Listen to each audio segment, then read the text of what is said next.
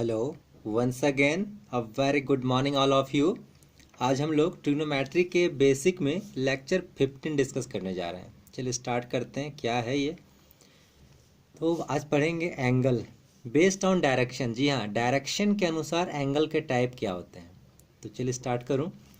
तो मैंने एक फिगर बनाया है आपके लिए, ठीक है, और यह दो फिगर बनाया है, दोनों को मैं डिस्कस करूँगा। आपने सुना होगा कि ये कोई एंगल पॉजिटिव एंगल है, कोई निगेटिव एंगल। आखिर वो कैसे पॉजिटिव और निगेटिव एंगल हो जाते हैं, ठीक है? तो वो जस्ट डायरेक्शन के अनुसार है। मैं आपको बता दूं, आप घड़ी को तो अच्छी तरह से जानते हो, क्लॉकवाइज और एंटी क्लॉकवाइज। जी हाँ, क्लॉकवाइज डायरेक्शन वाले जो भी होंगे वो निगेटिव डायरेक्शन होंगे। ध्यान से सुनिएगा मेरी बात। क्लॉकवाइज डायरेक्शन वाले जो भी होंगे वो निगेटिव होंगे, एंगल होंगे, और जो एंटी क्लॉकवाइज डायरेक्शन होंगे वो होंगे पॉजिटिव एंगल। फिर से सुनिए मेरी बात। एंटी क्लॉकवाइज कहने का मतलब घड़ी के विपरीत दिशा में, वो होंगे पॉजिटिव डायरेक्शन।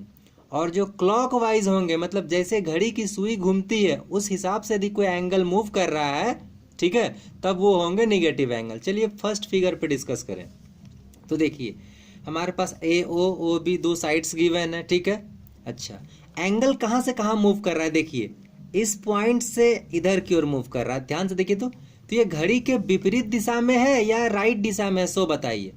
हमारी घड़ी कैसे घूमती है? हमारी घड़ी घूमती है ऐसे ऐसे ऐसे मूव करती है घड़ी हमारी, और ऐसे ऐसे घूमती है, ये घूमती है ना। ये हमारी घड़ी की राइट दिशा है, मतलब ठीक है, ये क्लॉकवाइज डायरेक्शन है।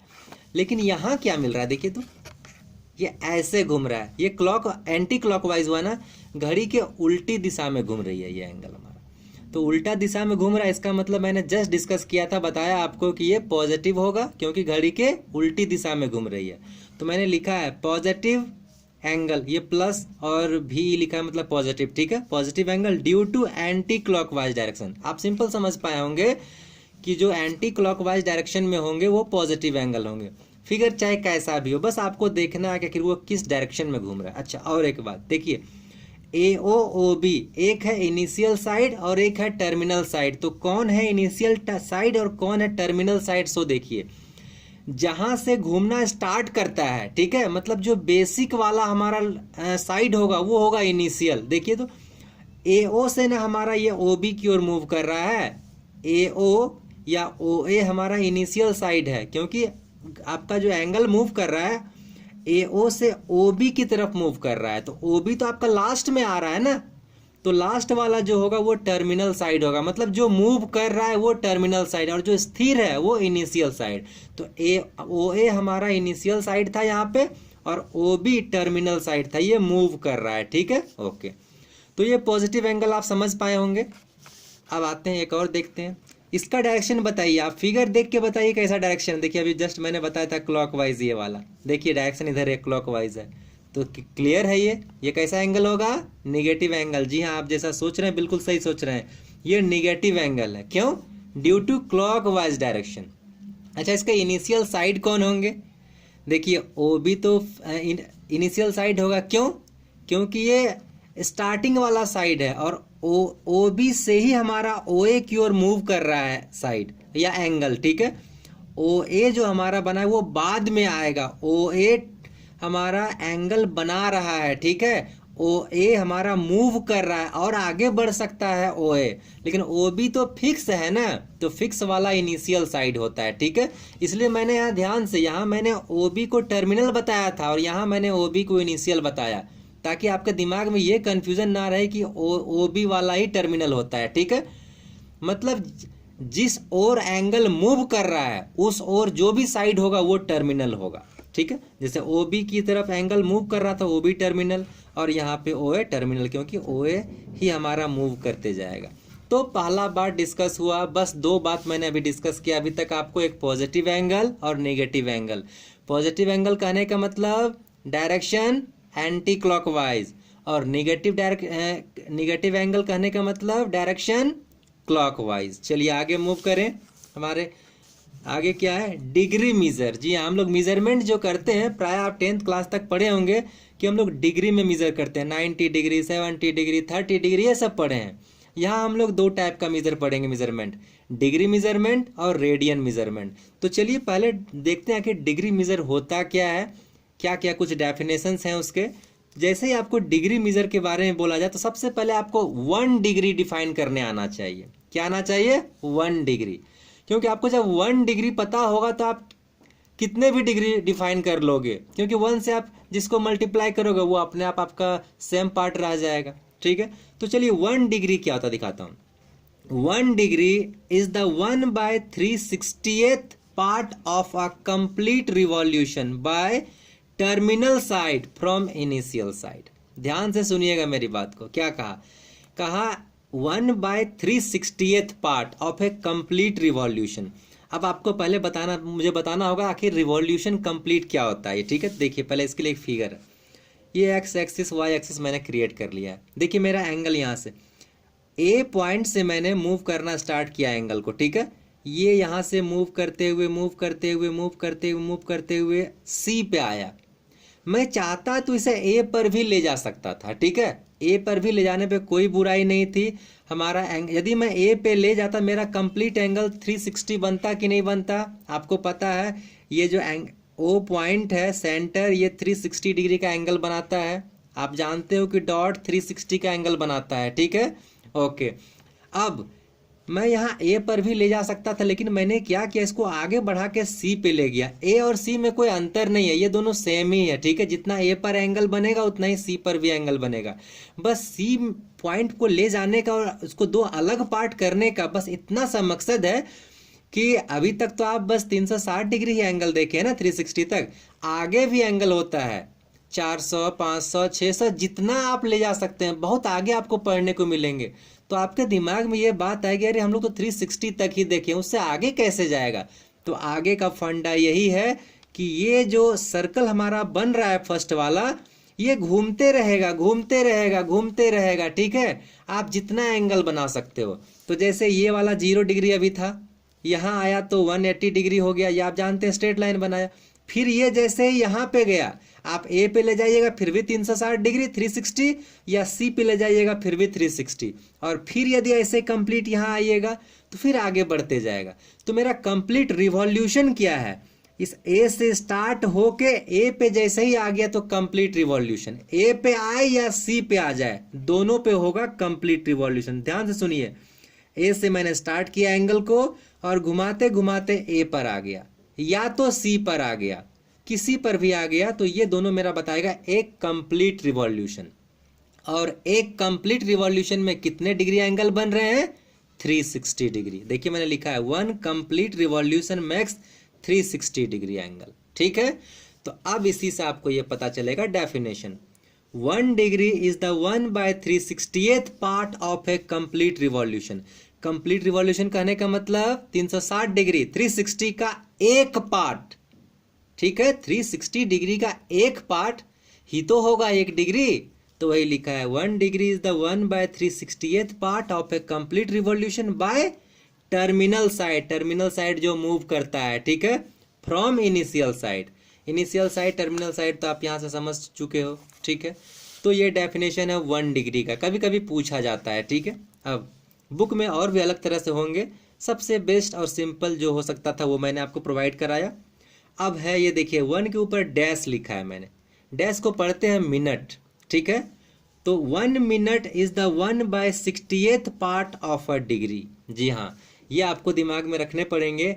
1 डिग्री का 60वां भाग हमारा 1 मिनट होगा। ठीक है, क्या होगा? 1 डिग्री का 60वां भाग। 1 minute is the 1/60th part of a degree. 1 degree का 60वां भाग। ठीक है, ये हो गया। ये डबल डैश बताता है सेकंड। क्या बताता है? सेकंड। जी हाँ, 1 second is the 1/60th part of a minute. ये तो आप ऐसे भी जानते हो। ठीक है, 1 सेकेंड क्या होता है? 1 मिनट का 60वां भाग होगा आपका। ठीक है, आप ऐसे भी जानते हो 1 मिनट में 60 सेकेंड होते हैं। ठीक है, इसका मतलब 60 सेकेंड मिलके बनाते हैं 1 मिनट। तो वही तो लिखा है 1 second is the 1/60th part of a minute. ठीक है, 1 मिनट का 60वां भाग। तो ये हो गया। नोट मैं लिख रहा हूं कुछ। 1 डिग्री इक्वल टू 60 मिनट आपको याद रखने होंगे, वेरी इंपॉर्टेंट। और 1 minute equal to 60 second. Double dash बता रहा है सेकेंड। ठीक है, और ये सिंगल डैश बता रहा है मिनट। आगे मूव करें। रेडियन मीजर क्या होता है, इंपॉर्टेंट, ध्यान देंगे। देखिए रेडियन मीजर क्या होता है, ध्यान से। ये स्मॉल सी लिखा है मैंने, ठीक है।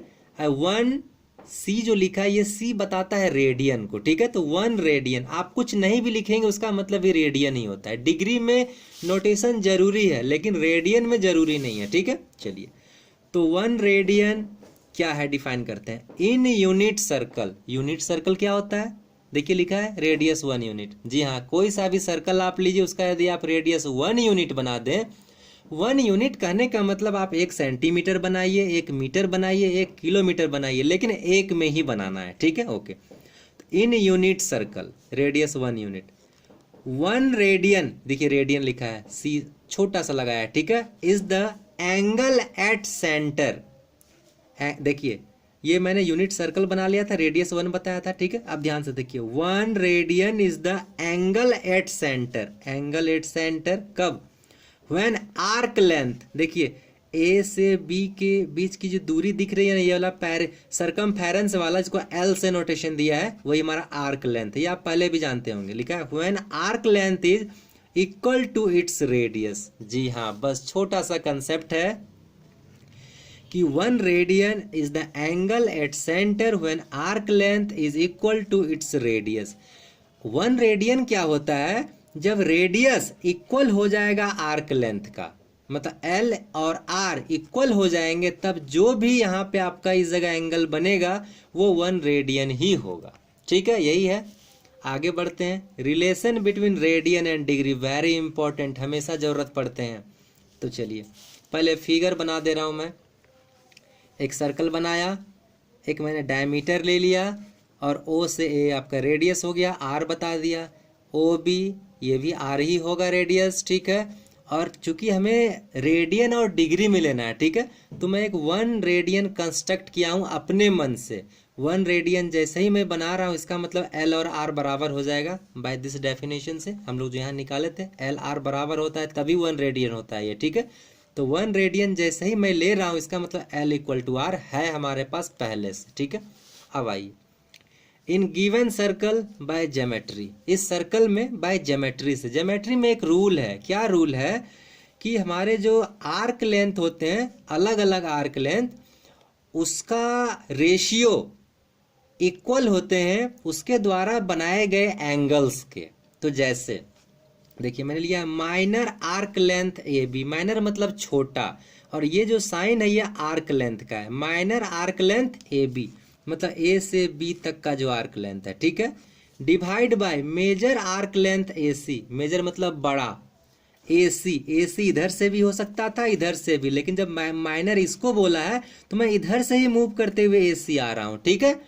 मतलब minor arc length A B यहां से यहां तक, divide by major arc length A C ऐसे मूव करते हुए, ठीक।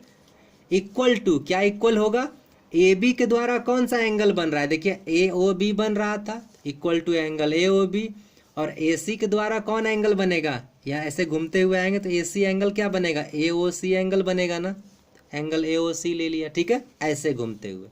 अब आगे बढ़ रहा हूं, minor arc length A B, इसको नोटेशन तो एल दिया हुआ था तो एल रख दिया। अब major arc length A C, यहां से यहां तक, आप ध्यान से देखिए, आपको पता होगा कि ये हाफ सरकमफेरेंस है, अर्धवृत्त, ए सी अर्धवृत्त, आपके ए सी को जो डायमीटर है उसके ऊपर का पार्ट अर्धवृत्त है, और अर्धवृत्त को हम लोग हाफ पेरीमीटर, मतलब यहाँ से यहाँ तक का लेंथ लेंगे तो वो हाफ पेरीमीटर होगा, मतलब हाफ सरकमफेरेंस होगा, ठीक है। अच्छा, सरकमफेरेंस पेरीमीटर क्या होता है वो भी ध्यान से देख लीजिए। पेरीमीटर सरकमफेरेंस क्या होता है, 2 पाई आर फार्मूला, इसलिए हाफ पेरीमीटर क्या होगा, 2 pi r divide by 2, 2 2 cancel, pi r रह जाएगा। अब मैं यहाँ लिख रहा हूँ हाफ पेरीमीटर कर दिया इसे, और ए ओ बी देखिए 1 रेडियन था, और एंगल ए ओ सी क्या होगा, स्ट्रेट लाइन 180 डिग्री, आप पहले से जानते हैं कंसेप्ट, ठीक है। तो L को इक्वल टू R कर दिया यहाँ से मैंने, हाफ पेरीमीटर देखिए यहाँ से पाई आर, अभी जस्ट आपको दिखाया मैंने, यहाँ पाई आर लिख दिया मैंने, और 1 रेडियन को 1 लिख सकते हैं 180 डिग्री, R और R कैंसिल, क्या बचा 1 by pi equal to 1 by 80 degree. अब सिंप्लीफाई क्रॉस मल्टीप्लाई कीजिए, 180 इधर पाई इधर, कितना 180 डिग्री इक्वल टू